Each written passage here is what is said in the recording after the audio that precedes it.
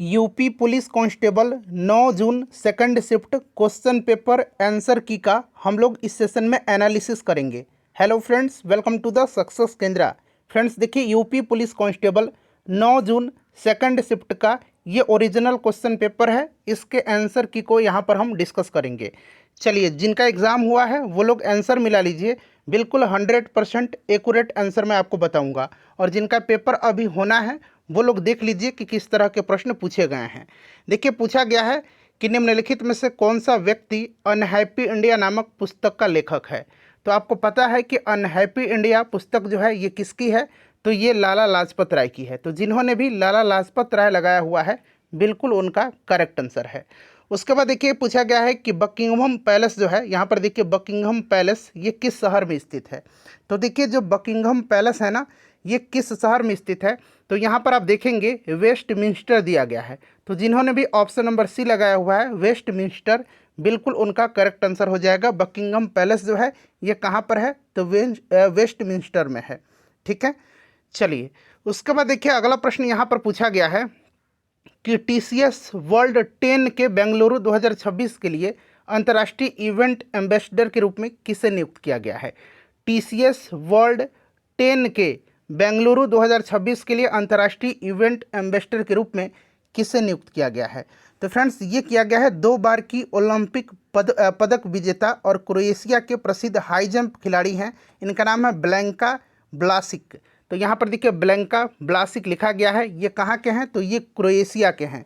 याद रखिएगा, हो सकता है अगले शिफ्ट में पूछ लिया जाए कि ये किस शहर के हैं, तो ये क्रोएशिया के हैं। ठीक है ना, और 2 बार ये ओलंपिक मेडलिस्ट रहे हैं। ठीक है ना, इसे भी आप ध्यान रखिएगा। इन्हीं को जो है टीसीएस वर्ल्ड 10 के बेंगलुरु 2026 के लिए अंतर्राष्ट्रीय इवेंट एम्बेसडर के रूप में नियुक्त किया गया है। उसके बाद देखिए अगला प्रश्न पूछा गया है कि केंद्रीय बजट 2025-26 में घोषित नई आयकर व्यवस्था के तहत कितनी आय वाले व्यक्ति को शून्य आयकर देना होगा। तो आपने जो है टैक्स स्लैब पढ़ा भी होगा। तो देखिए उसमें जो है ना 12 लाख तक, ठीक है ना, 12 लाख तक आपको याद होगा 12 लाख रुपये तक की वार्षिक आय पूरी तरह से कर मुक्त है। तो यहाँ पर 12 लाख हो जाएगा। चलिए 12 लाख हो जाएगा। उसके बाद देखिएगा कि एनपीसीआईएल के अंतर्गत, देखिए एनपीसीआईएल के अंतर्गत कार्यरत परमाणु ऊर्जा संयंत्र की पहली महिला मुख्य अधीक्षक कौन बनी है। अंग्रेजी में भी देख लीजिए, अंग्रेजी में भी आपको मिलेगा यहाँ पर। बताइए, एनपीसीआईएल के अंतर्गत कार्यरत परमाणु ऊर्जा संयंत्र की पहली महिला मुख्य अधीक्षक कौन बनी है। तो फ्रेंड्स, इनका नाम है आर.एम. नचमई। ठीक है ना, याद रखिएगा आर.एम. नचमई, इन्हीं को बनाया गया है। ठीक है, तो यहाँ पर option number A correct answer हो जाएगा। ठीक है ना फ्रेंड्स, ध्यान रखिएगा। क्लियर। चलिए उसके बाद देखिएगा अगला प्रश्न यहाँ पर पूछा गया है कि निम्नलिखित में से कौन सा काकेशस पर्वतमाला का सबसे ऊंचा शिखर है और साथ ही यूरोप का सबसे ऊंचा स्थान भी है। काकेशस पर्वतमाला, तो देखिए यूरोप की सबसे ऊंची चोटी और यूरोप का सबसे ऊंचा स्थान माउंट एल्ब्रस है। ठीक है ना, यह काकेशस पर्वतमाला में है। ठीक है ना, और ये आपका रसिया में स्थित है। तो यहाँ पर देखिएगा माउंट एल्ब्रस दिया गया है। तो माउंट एल्ब्रस जिन्होंने भी लगाया है उनका राइट आंसर हो जाएगा। उसके बाद देखिएगा कि वर्गीज कुरियन को लोकप्रिय रूप से इनके नाम से जाना जाता है। बताइए, वर्गीज कुरियन को लोकप्रिय रूप से इनके नाम से जाना जाता है। तो वर्गीज कुरियन को भारत में श्वेत क्रांति का जनक कहा जाता है। तो भारत के दूध वाले यानी कि श्वेत क्रांति दुग्ध उत्पादन से संबंधित है। ऑपरेशन फ्लड आपने पढ़ा भी है। हरित क्रांति के जनक एम.एस. स्वामीनाथन हैं, ये चीज़ भी आप ध्यान रख लीजिएगा। चलिए उसके बाद देखिएगा कि भारत की प्रहार आतंकवाद विरोधी रणनीति का कौन सा सिद्धांत विभिन्न सरकारी विभागों के बीच समन्वय और तालमेल पर जोर देता है। इंग्लिश सेक्शन में भी आप पढ़ सकते हैं। तो यहाँ पर जो right answer option number B हो जाएगा ना, तेज और उचित प्रक्रिया। बिल्कुल मैं 100% आपको जो है सही आंसर बता रहा हूँ, आप निश्चिंत रहिए, यही आंसर हो जाएगा। ठीक है ना, तो यहाँ पर आपका स्विफ्ट एंड प्रोपोर्शनेट रेस्पॉन्स, ये बिल्कुल ऑप्शन बी इसका करेक्ट आंसर होगा। ठीक है, जिन्होंने भी ऑप्शन बी लगाया हुआ है 100% आपका सही आंसर है। देखिए, किसी देश के निर्यात और आयात के बीच अंतर के लिए क्या शब्द इस्तेमाल होता है। बताइए राइट आंसर क्या हो जाएगा। तो फ्रेंड्स, ये किया जाता है ट्रेड बैलेंस। यहाँ पर देखिएगा बैलेंस ऑफ ट्रेड दिया गया है, यानी कि व्यापार संतुलन कहा जाता है इसको। क्या कहा जाता है? व्यापार संतुलन। तो जिन्होंने भी लगाया है व्यापार संतुलन, बिल्कुल राइट आंसर है उनका। उसके बाद देखिए अगला प्रश्न पूछा गया कि निम्नलिखित में से कौन सा सोशल मीडिया प्लेटफॉर्म का उदाहरण है? तो यहाँ पर देखिए इंस्टाग्राम दिया गया है, ठीक है। उपभोक्ता न्याय report 2026, the consumer justice report 2026 मार्च में किसके द्वारा जारी किया गया था? तो फ्रेंड्स ये जारी किया गया था इंडिया जस्टिस रिपोर्ट के द्वारा। तो यहाँ पर देखा ऑप्शन नंबर ए में है इंडिया जस्टिस रिपोर्ट, यानी कि हिंदी में भारत न्याय रिपोर्ट। तो जिन्होंने भी ऑप्शन ए लगाया हुआ है भारत न्याय रिपोर्ट, बिल्कुल उनका करेक्ट आंसर है। उसके बाद देखिए पूछा गया है कि निम्नलिखित में से कौन सा भारतीय शहर अपने तीव्र शहरीकरण और तकनीकी उद्योग के लिए जाना जाता है? देखिए तकनीकी उद्योग, तो अब आप पकड़ लीजिएगा कि ये भारत का बेंगलुरु शहर है। कौन सा शहर है? बेंगलुरु शहर है। उसके बाद देखिए पूछा गया कि निम्नलिखित में से पोलैंड की आधिकारिक मुद्रा कौन सी है? मुद्रा पूछा गया था, पहले शिफ्ट में शायद भूटान का मुद्रा पूछा गया था, नगुल्ट्रम है। यहाँ पर पोलैंड की आधिकारिक मुद्रा पूछा गया है। तो पोलैंड की आधिकारिक मुद्रा जो है ये पोलिश ज़्लोटी है। तो यहाँ पर देखिएगा पोलिश ज़्लोटी दिया गया है ऑप्शन नंबर सी में। यहाँ पर अंग्रेजी में भी आप देख सकते हैं, ठीक है फ्रेंड्स, ध्यान रखिएगा। क्लियर? चलिए उसके बाद देखिए पूछा गया है कि किस देश ने 2026 में एशिया और प्रशांत क्षेत्र में प्राकृतिक आपदाओं के प्रति सामुदायिक लचीलेपन को मजबूत करने के लिए 10 मिलियन अमेरिकी डॉलर का योगदान की घोषणा किया हुआ है? कौन सा देश है जिसने 2026 में एशिया और प्रशांत क्षेत्र में प्राकृतिक आपदाओं के प्रति सामुदायिक लचीलेपन को मजबूत करने के लिए 10 मिलियन अमेरिकी डॉलर के योगदान की घोषणा किया हुआ है? तो ये देश है संयुक्त अरब अमीरात, ठीक है। तो यहाँ पर एक मिनट रुक जाइए, नहीं ये देश है आपका, हाँ यूएई ने है, ठीक है, यूएई है एशिया और आपका प्रशांत क्षेत्र में, ठीक है फ्रेंड्स। तो यहाँ पर राइट आंसर आपका करेक्ट आंसर हो जाएगा। तो यहाँ पर आपका यूएई हो जाएगा संयुक्त अरब, या कौन सा हो जाएगा? ऑप्शन नंबर ए हो जाएगा संयुक्त अरब अमीरात, ठीक है। चलिए उसके बाद हम लोग नेक्स्ट क्वेश्चन कर लेंगे। अगला प्रश्न है कि 1859-60 का इंडिगो विद्रोह भारत के किस क्षेत्र में हुआ था? इंडिगो विद्रोह यानी कि नील विद्रोह। तो नील विद्रोह जो हुआ था, इंडिगो रिवॉल्ट, ये बंगाल में हुआ था और यह आंदोलन बंगाल के नादिया जिले के गोविंदपुर गांव से शुरू हुआ था, ठीक है ना। तो यहाँ पर देखिए बंगाल दिया भी गया है ऑप्शन नंबर ए में। भारत के किस राज्य ने देश के पहले लाइट हाउस महोत्सव की मेज़बानी किया है? भारत का कौन सा राज्य है जो देश के पहले लाइट हाउस महोत्सव की मेज़बानी किया हुआ है? तो फ्रेंड्स ये राज्य जो है ये गोवा है। कौन सा है? गोवा राइट आंसर हो जाएगा, ठीक है। पणजी में हुआ था, तो गोवा यहाँ पर करेक्ट आंसर हो जाएगा, ऑप्शन नंबर सी में गोवा दिया गया है, आप देख सकते हैं, है ना। अच्छा, मुक्तिका उपनिषद के अनुसार कुल कितने उपनिषद हैं? तो आपने पढ़ा होगा कि मुक्तिका उपनिषद के अनुसार कुल जो है 108 उपनिषद हैं, 108 उपनिषद, ठीक है ना। तो यहाँ पर देखिए 108 हो जाएगा मुक्तिका उपनिषद के अनुसार, ठीक है, 108 उपनिषद हैं। उसके बाद देखिएगा प्रोसोडी ऑफ बॉर्डर लाइन, यहाँ पर अंग्रेजी में देखिए पढ़िएगा, prosody of border lines is a notable work poetry who is the author of this book. तो फ्रेंड्स देखिए ये जो बुक है ना, ये आपका प्रोसोडी ऑफ बॉर्डर लाइन, इसको लिखा है रितम ने। किसने लिखा हुआ है? इसको लिखा हुआ है आद्या रितम ने। तो यहाँ पर रितम दिया गया है, आद्या रितम, याद रखिएगा रितम। उसके बाद देखिए अगला प्रश्न पूछा गया है कि भारतीय संविधान के किस अनुच्छेद के तहत राज्य विधानसभाओं में एंग्लो इंडियन समुदाय का प्रतिनिधित्व प्रदान किया गया था?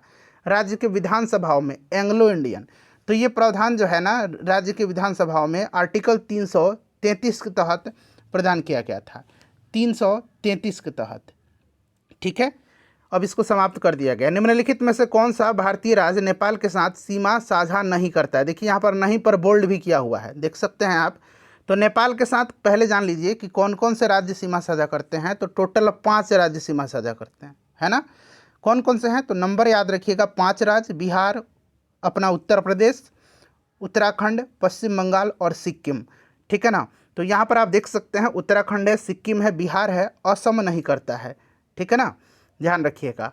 उसके बाद देखिएगा कि इंडियन ओशियन रिम एसोसिएशन, यहाँ पर इसका IORA का फुल फॉर्म होता है इंडियन ओशियन रिम एसोसिएशन की स्थापना पूछा गया है कि किस वर्ष हुई थी? तो देखिए ये जो इंडियन ओशियन रिम एसोसिएशन है इसका स्थापना 1997 में किया गया था। तो आप ऑप्शन नंबर ए में देख सकते हैं 1997 दिया गया है, ठीक है। उसके बाद देखिए भारत के मुख्य चुनाव आयुक्त की नियुक्ति कौन करता है? तो ये आप भी जानते हैं, राष्ट्रपति करते हैं, प्रेसिडेंट ऑफ इंडिया करते हैं। ठीक है, चलिए उसके बाद देखिएगा कि भारत में राष्ट्रीय खेल दिवस प्रतिवर्ष किस तिथि को मनाया जाता है, किस डेट को मनाया जाता है।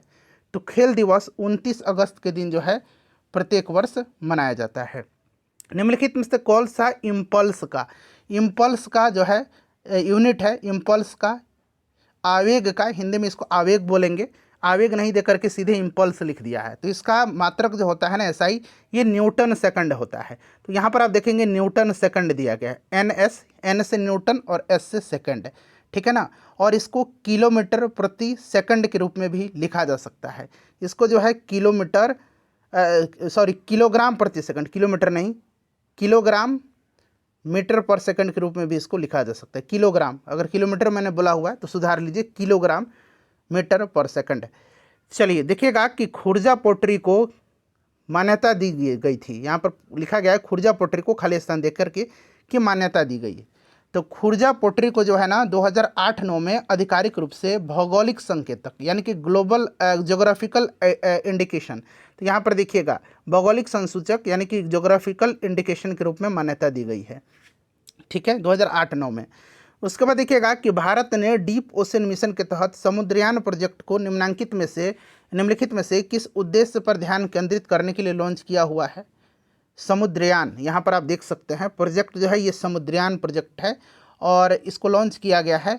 तो इसका मुख्य उद्देश्य स्वदेशी मानवयुक्त पनडुब्बी जिसका नाम है मत्स्य 6000, इसके माध्यम से गहरे समुद्र के संसाधनों और महासागरीय जैव विविधता का अन्वेषण करना है, गहरे समुद्र की। ठीक है, चलिए नेक्स्ट क्वेश्चन है हमारा कि कला के क्षेत्र में कौन से पद्म भूषण 2026 पुरस्कार विजेता कर्नाटक से संबंधित है। ठीक है ना, आप देख सकते हैं राज्य से संबंधित पूछा गया है। तो इनका नाम है शतावधानी आर गणेश। तो ऑप्शन नंबर यहाँ पर ए जिन्होंने भी लगाया है राइट आंसर हो जाएगा। उसके बाद देखिएगा कि इंटरनेशनल डे ऑफ लाइट यानी कि अंतर्राष्ट्रीय प्रकाश दिवस हर साल किस तिथि को मनाया जाता है। तो फ्रेंड्स ये हर साल जो है ना ये मनाया जाता है कब, 16 मई के दिन मनाया जाता है। ऑप्शन नंबर ए यहाँ पर राइट आंसर हो जाएगा। ठीक है, उसके बाद देखिएगा नेक्स्ट क्वेश्चन है कि PM गति शक्ति राष्ट्रीय मास्टर प्लान एक डिजिटल मंच है जो मंत्रालयों के बीच बुनियादी ढांचे की योजना को एकीकृत करता है। इसे कब लॉन्च किया गया था। तो फ्रेंड्स देखिए इसको लॉन्च किया गया था कब, तो ध्यान रखना है अक्टूबर 2021 में। तो जिन्होंने भी 13 अक्टूबर 2021 को ध्यान रखिएगा, तो अक्टूबर 2021 हो जाएगा। उसके बाद देखिएगा कि FICCI यानी कि हिंदी में देखिए FICCI, इसका full form federation of Indian chambers of commerce होता है। इसको फिक्की बोलते हैं हम लोग, है ना।